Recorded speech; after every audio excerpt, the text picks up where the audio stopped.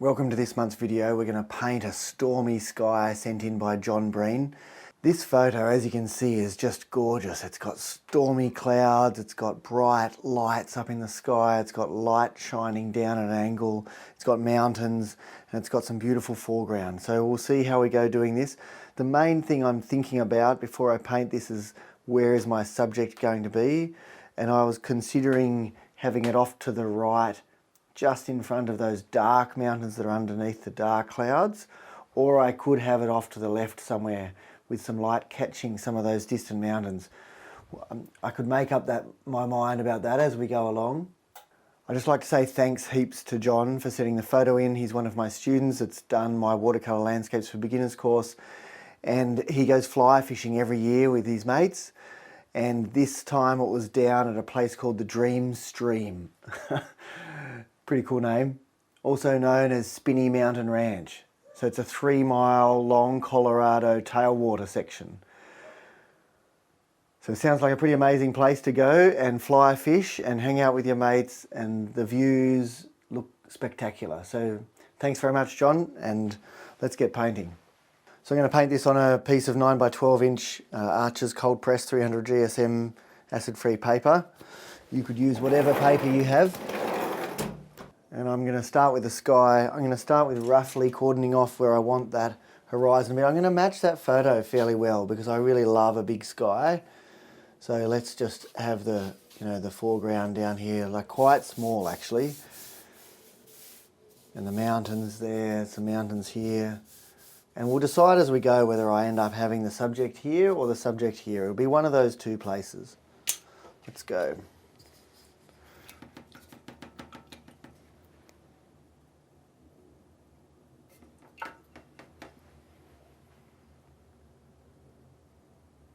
I'm just going to wet down to the horizon.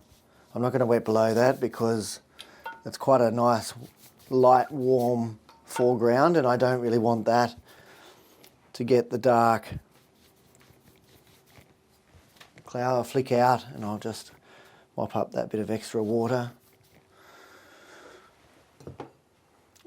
All the paints, paper, brushes will be in the description below. I'm just going to grab a bit of the Cobalt Blue light red mix. Grab another brush so I can just grey it off a bit with a weak mix of Winsor Blue red shade and light red. I'll just grab another brush, a little bit of burnt umber.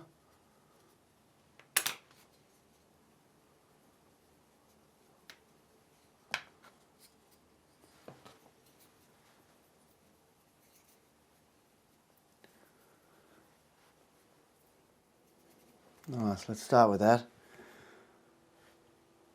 So obviously we have some pretty decent bits of cloud coming in there, then there's some gaps, and then there's a good bit there, and there's a bit, and then there's another nice strong bits coming down here. A lot of strong bits. I'm going to try and leave some bits for the lights, and we'll just blue that off a bit. Grab that. That's going to overpower it if I'm not careful. I don't really want it to be. Yeah, there we go. Let's just blur that, darken that off a bit.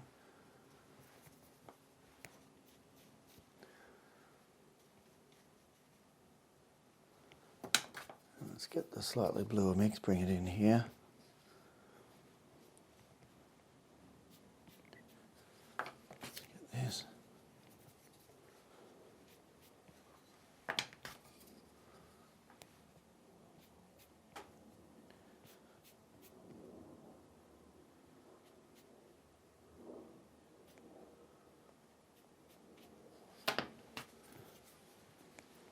Let's come across here, up here, down here.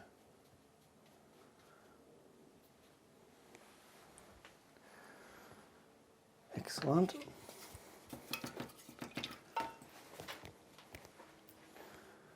So I'd just like to feather some of these edges a bit. I'll just get a little fine mister.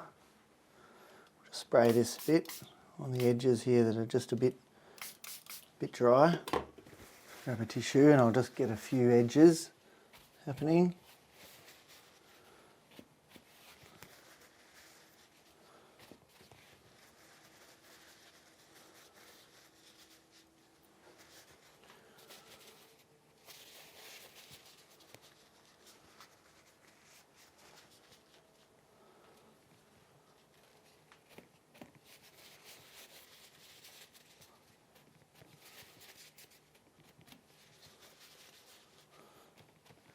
So I think what I might do is I might just dry this and then I'll come in and do another layer.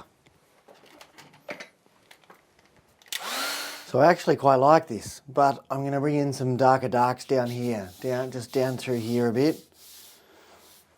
But I think here I quite like all of that, and then I might see if I can bring in some of that feeling of light coming across. See how we go. So I'm using these Holbein Hakes, by the way. That's a 1.5 and a 1 inch Holbein Hakes. You could use any hake brushes or even mop brushes, I suppose. So I'm just going to spray with a little mister onto here as I bring this in, because I don't want there to be hard lines. And I'm hoping I don't spoil this, because this is actually quite lovely. I really love these sort of soft edges here, that some of the paint's sort of separating, you're getting different colours, really gorgeous.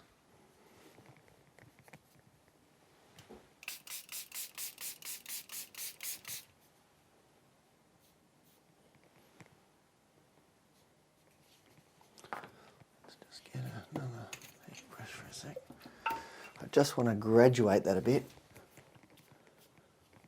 Got to be careful not to. And then I want a nice dark line there. But then I also want it to graduate without.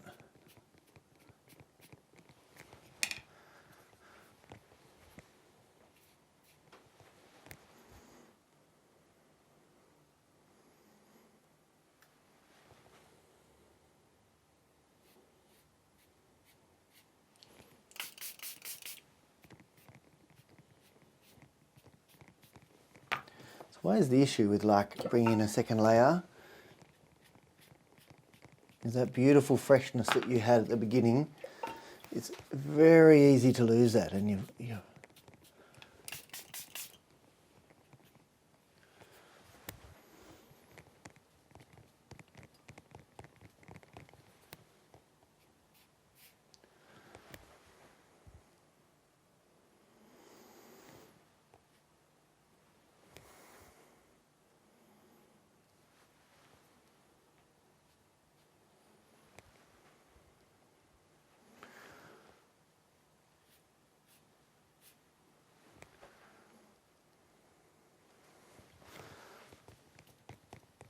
It obviously just keeps dissipating, but I'm just... Alright, I think that'll do. Let's dry this, and then we'll do the next layer. Now I wasn't concentrating very well when I was drying it then, and I just held the hairdryer there for a bit too long and it's pulled the tape off, so my paper is not going to go 100% flat now, but that's okay, we'll work with that. So the next thing I'm going to do actually, I think, is bring in the foreground, and then I'll do the mountains after that. So I think this foreground's pretty similar to sort of yellow ochre, raw umber, with a little, potentially a few flecks of green in there, but I'm not sure if I'll chuck them in or not, we'll see. In fact, I might just bring it in with the mountain range with the sable, and then I'll bring in with the hake after that. Let's just do a pencil sketch for a sec. And again, if you want it to look like that place, then it's probably good to do a pencil sketch, but if you don't really mind, then you sometimes don't need to do a pencil sketch.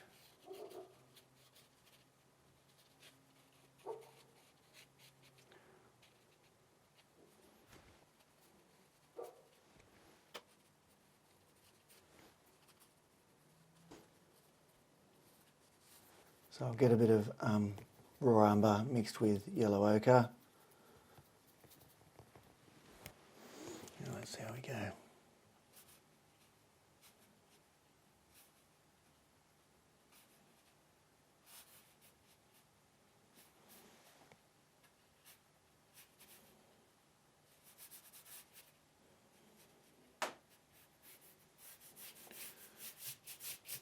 Let's just grab a little bit of yellow ochre so we just get a bit of lighter bit going across here. Rinse it out. Let's just grab a hake. In fact, probably a 1-inch hake would be a good way to go.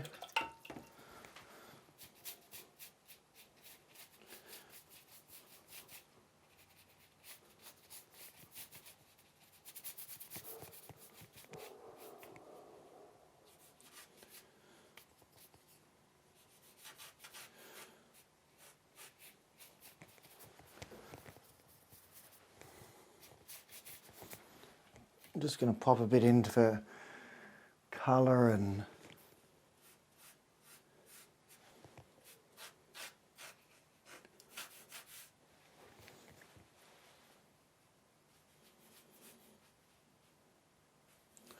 I'll come in and add these mountains in a bit.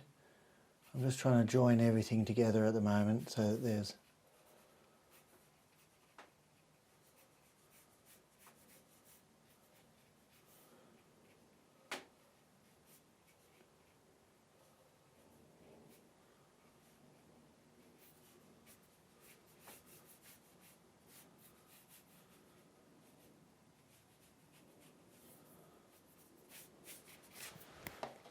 I'll just get a toothbrush and we'll just flick a bit here in the foreground with a bit of raw umber. Just get a bit of texture in the foreground. Let's get a little bit of burnt umber, a bit of water. We get some bigger flicks.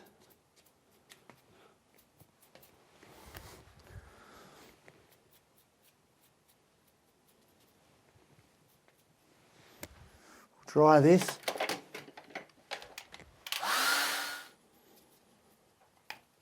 Alright, so we're using the original sky mix to just do some shadows on these mountains here, and I can come in a little bit and use my flat nylon if I want to.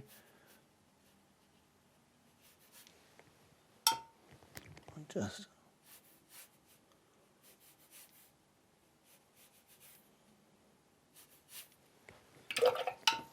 rinse out.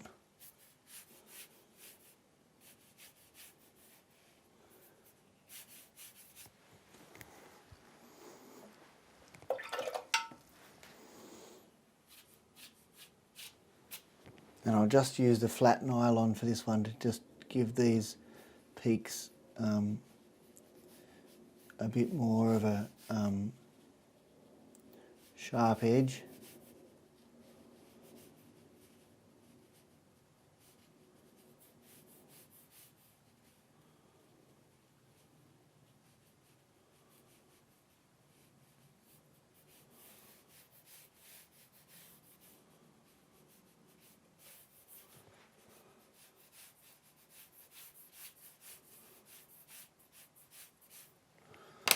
Going to get a little bit of this warmth. I don't really want that to just be white, it's just too much. I'll just lift it out a little bit. Alright, let's try again.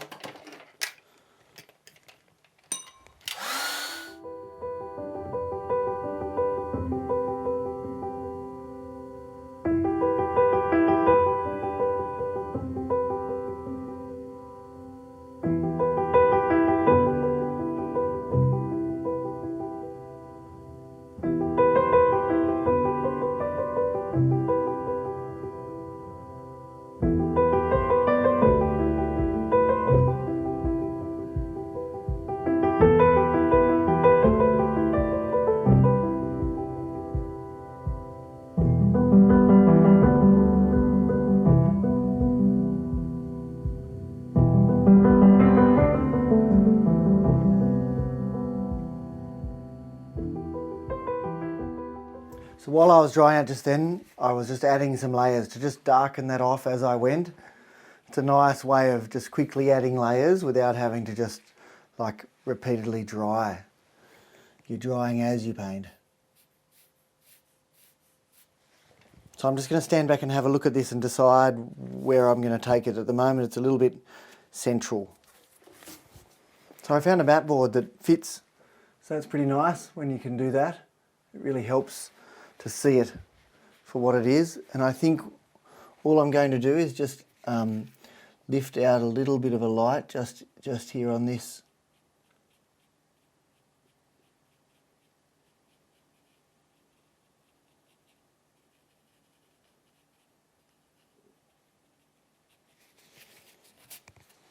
And the other thing I'm just going to do is give it an armature like up this way, like just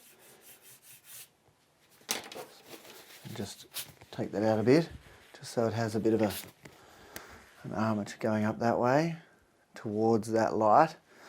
And that light's probably gone a little bit too far.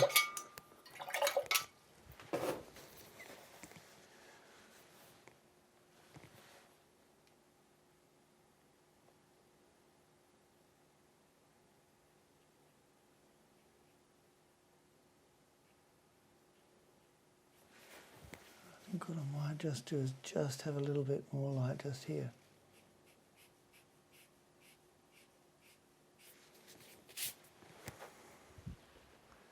So I'm going to have a play. I'm just going to do a very, very minor graduated wash here, like with a very tiny amount of the Cobalt Blue light red here, and then I'll graduate very quickly into that. Very light, and then straight to water. So let's go dark, and then rinse it out, and then make sure fresh water.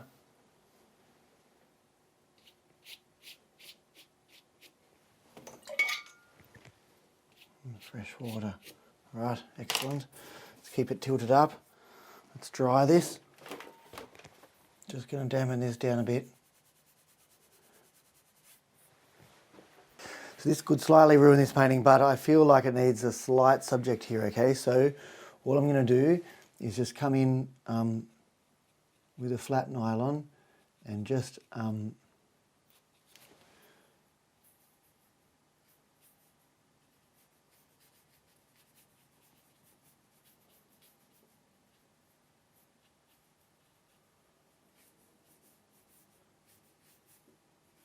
jiggle it around a bit.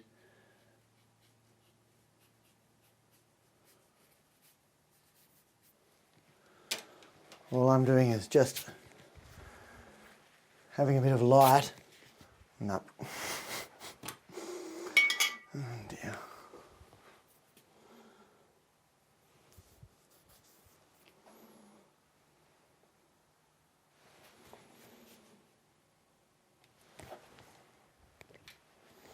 Let's just bring in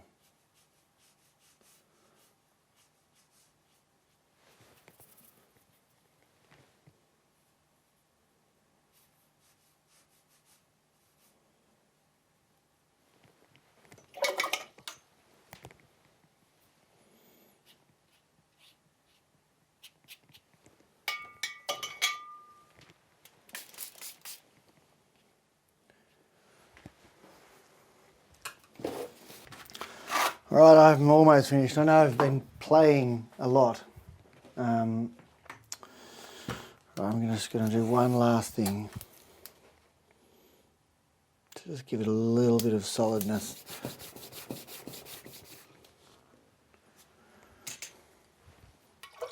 Just going to use a flat nylon to just lift out a light here underneath the tape here in a pretty solid line. Just take that tape off now.